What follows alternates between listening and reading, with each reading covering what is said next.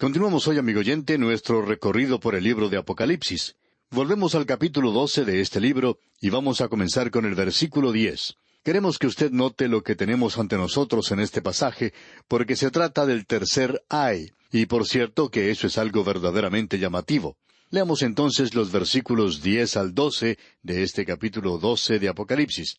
Entonces oí una gran voz en el cielo que decía: Ahora ha venido la salvación, el poder y el reino de nuestro Dios y la autoridad de su Cristo, porque ha sido lanzado fuera el acusador de nuestros hermanos, el que los acusaba delante de nuestro Dios día y noche.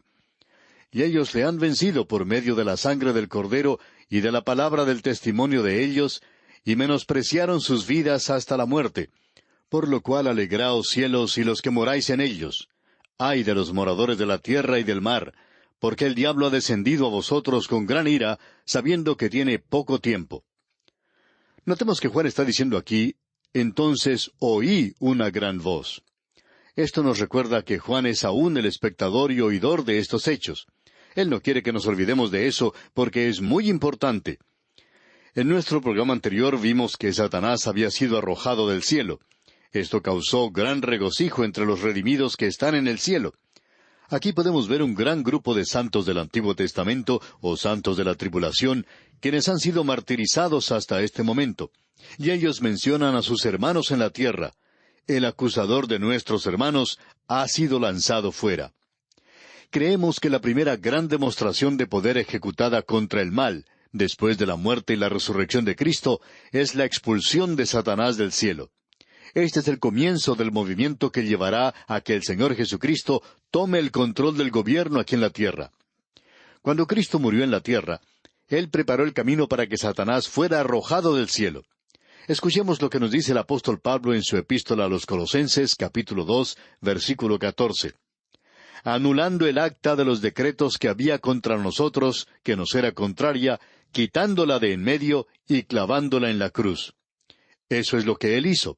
Él hizo posible que el hombre pudiera ser salvo ahora por su muerte. Ese hombre ya no podría tratar de lograr su propia salvación en su propio poder, en su propia fuerza. Él ya no podría hacerlo de ninguna manera. Y no solo eso, sino que en el versículo 15 se nos dice: y despojando a los principados y a las potestades, los exhibió públicamente, triunfando sobre ellos en la cruz. Opinamos que eso comenzó cuando Él ascendió al cielo y se llevó a una gran multitud con Él. Él llevó cautiva la cautividad, y los llevó a la presencia de Dios.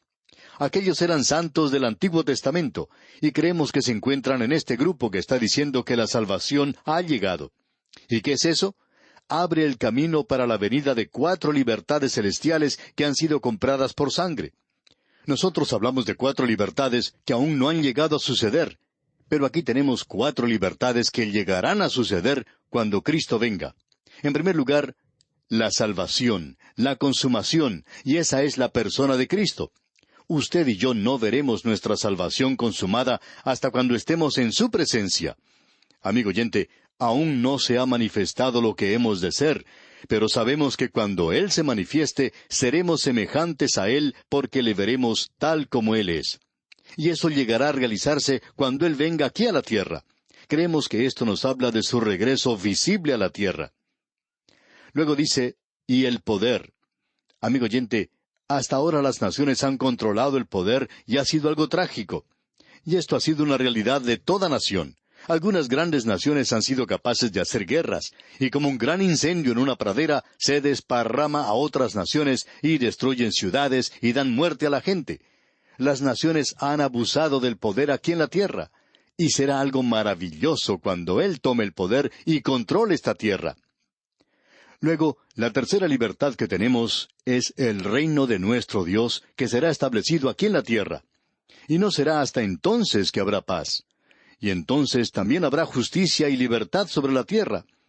Nosotros en realidad no sabemos lo que es la verdadera libertad.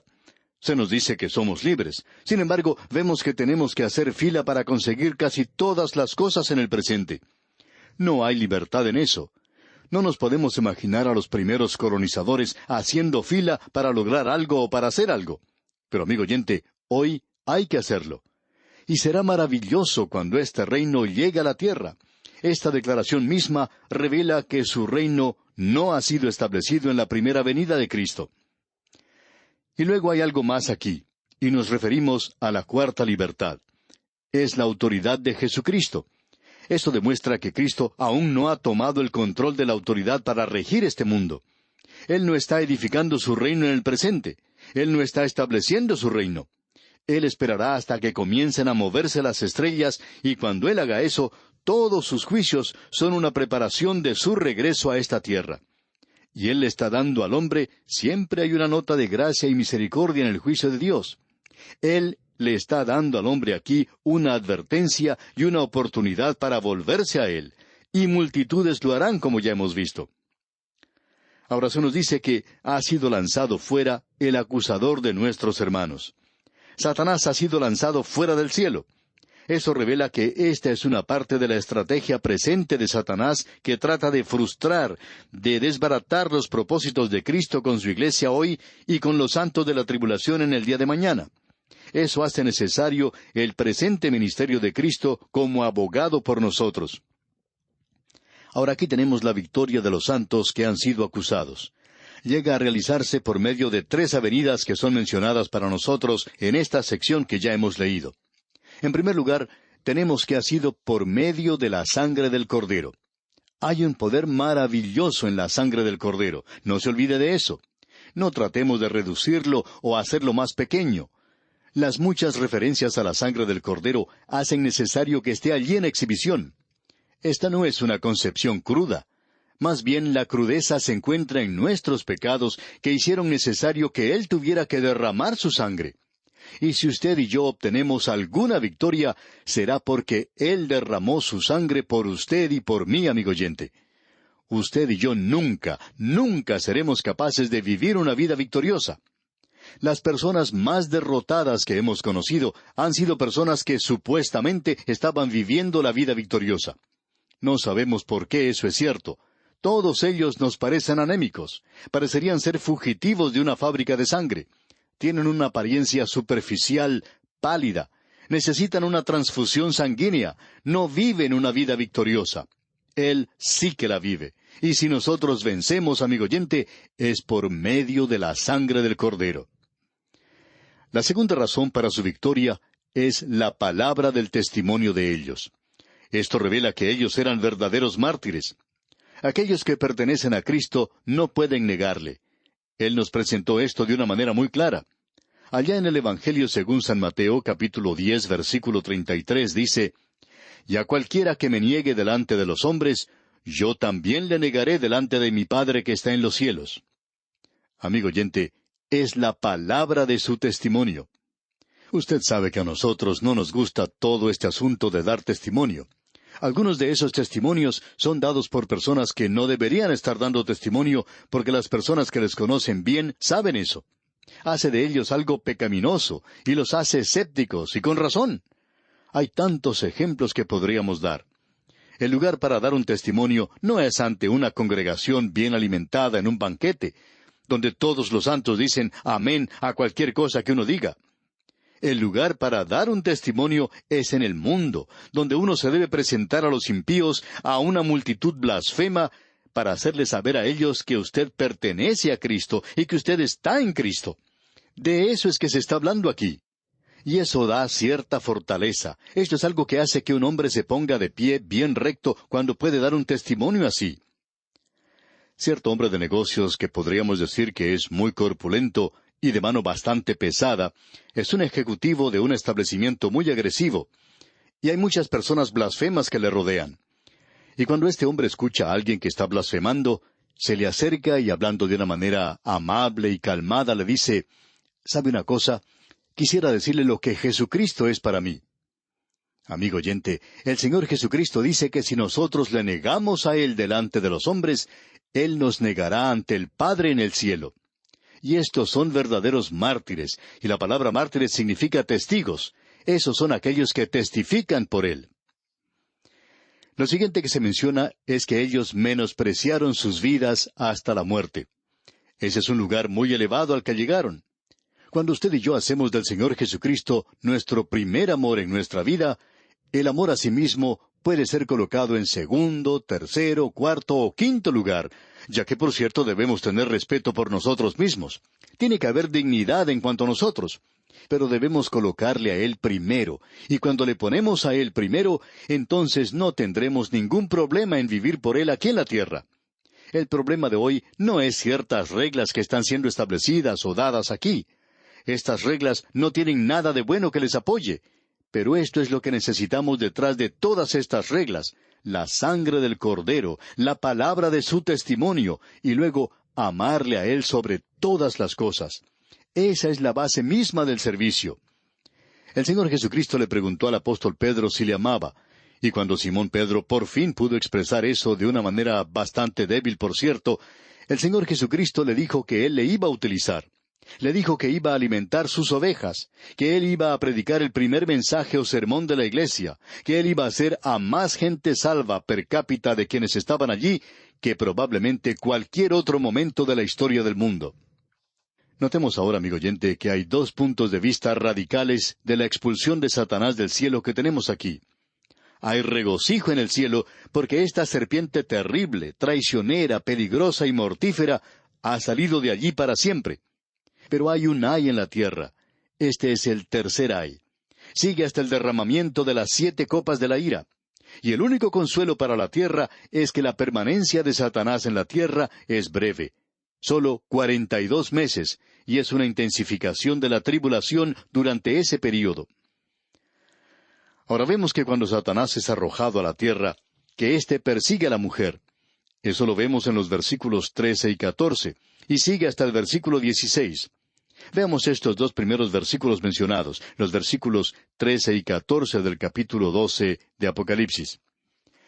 Y cuando vio el dragón que había sido arrojado a la tierra, persiguió a la mujer que había dado a luz al hijo varón, y se le dieron a la mujer las 2 alas de la gran águila, para que volase de delante de la serpiente al desierto, a su lugar, donde es sustentada por un tiempo, y tiempos, y la mitad de un tiempo. Esta es la última ola de antisemitismo que rodará sobre el mundo, y es la peor. Porque Satanás ha sido arrojado a la tierra, y sabe que tiene poco tiempo. Él aborrece a esta nación porque Cristo vino de esa nación según la carne. Este es el tiempo de angustia para Jacob, y esa es la razón por la cual no podemos regocijarnos, y nunca lo hemos podido hacer, en el regreso presente de Israel a su tierra. Hay personas que opinan que ellos han regresado allí para el milenio, pero no es así. Ellos han regresado para el período de la gran tribulación, si es que han regresado allí por algún propósito, según la palabra de Dios. Aquí se nos dice en el versículo 14, se le dieron a la mujer las 2 alas de la gran águila, para que volase de delante de la serpiente al desierto.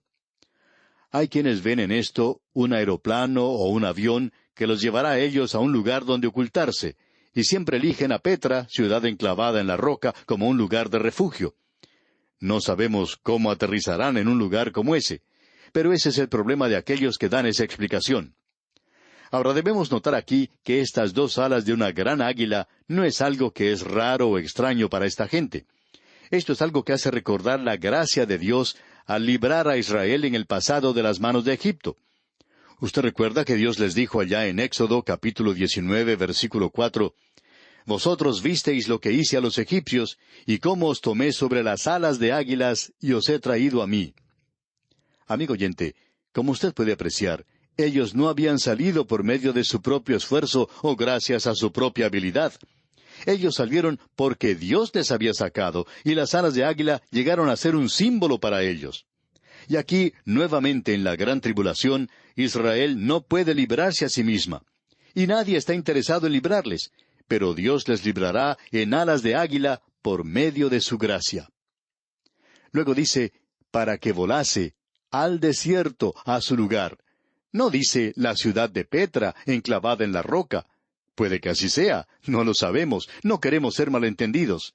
Sencillamente queremos decir que no sabemos dónde es. Y nos molesta un poco cuando alguien dice que lo ha encontrado antes de hacerlo nosotros. Y no sabemos cómo lo han encontrado. Esto ha sido identificado diversamente. Petra no es el único lugar. El desierto de las gentes del mundo, y habrá otro esparcimiento mundial de esta gente. Bueno, Cristo les dijo que huyeran a los montes, Y creemos que este es un desierto literal, algo similar a aquel período en el cual Israel pasó 40 años bajo Moisés, y este tiempo será de 42 meses. Ese es el significado aquí de un tiempo y tiempos y la mitad de un tiempo. Lo importante no es el lugar, sino el hecho de que Dios les protegerá a ellos por su gracia. Luego se nos dice aquí que ella es sustentada. Eso nos recuerda que en el pasado Dios les ha sustentado a ellos con el maná del cielo y el agua que manaba de la roca. Él les alimentará nuevamente, posiblemente de la misma manera. Luego leemos en los versículos 15 y 16 de este capítulo 12 de Apocalipsis. Y la serpiente arrojó de su boca, tras la mujer, agua como un río, para que fuese arrastrada por el río. Pero la tierra ayudó a la mujer, pues la tierra abrió su boca y tragó el río que el dragón había echado de su boca. Debido a que el desierto es algo literal, el agua también podría ser literal. Dios ha librado a Israel del agua al principio de la marcha en el desierto del Mar Rojo, y nuevamente al fin de la marcha del desierto en el río Jordán. Sin embargo, aquí se habla de agua como un río, y esto puede ser ejércitos que fluyen como un río sobre ellos. Esta figura retórica ha sido utilizada por Isaías en el capítulo 8 y versículos 7 y 8 de su libro.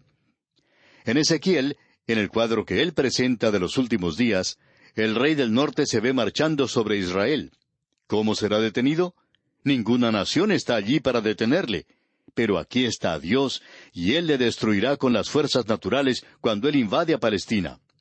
Ezequiel capítulo 38, versículo 22 dice, «Y yo litigaré contra él con pestilencia y con sangre, y haré llover sobre él, sobre sus tropas y sobre los muchos pueblos que están con él, impetuosa lluvia y piedras de granizo, fuego y azufre».